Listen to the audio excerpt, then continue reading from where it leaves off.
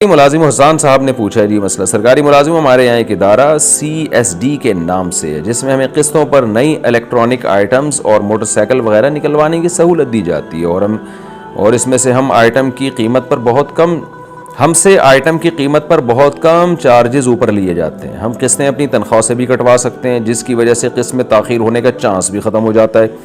लेकिन CSD की policy के मुताबिक अगर हमारी कोई किस्त लेट हो जाए तो इस पर थोड़े बहुत चार्जेस एक्स्ट्रा लग जाते हैं, लेकिन तनख्वाह से कटौती की वजह से चांस तकरीबन नामुमकिन है।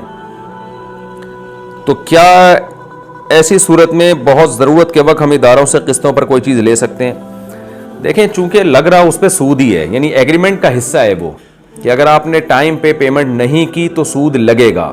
अमली तौर पे नहीं लग रहा, लेकिन एग्रीमेंट तो लगने का हुआ है ना कि अगर नहीं की तो इसलिए ये जायज़ नहीं है। तो जायज़ इसलिए नहीं है कि एग्रीमेंट, जैसे क्रेडिट कार्ड है ना, आप टाइम पे पेमेंट कर दें तो सूद नहीं लगता उसमें, लेकिन बैंक से एग्रीमेंट तो यही होता है ना कि पेमेंट नहीं की तो सूद लगेगा, तो सूदी एग्रीमेंट भी तो जायज़ नहीं है।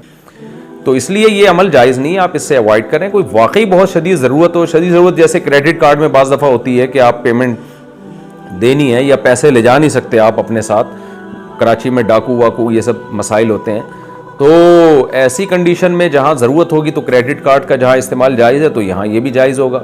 लेकिन इसकी ज़रूरत क्या है, आपको कैश पे ख़रीदें चीज़ें। और ये जो इलेक्ट्रॉनिक अशियाँ ये कोई इंसानी ज़िंदगी के ज़रूरी उसमें भी दाखिल नहीं है ये चीज़ें।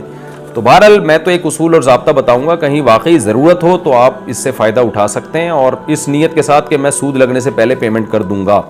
लेकिन अदरवाइज़ जब तक शदीद ज़रूरत ना हो आपके लिए ये जायज़ नहीं है, क्योंकि एग्रीमेंट बहरहाल ये सूदी हो रहा है।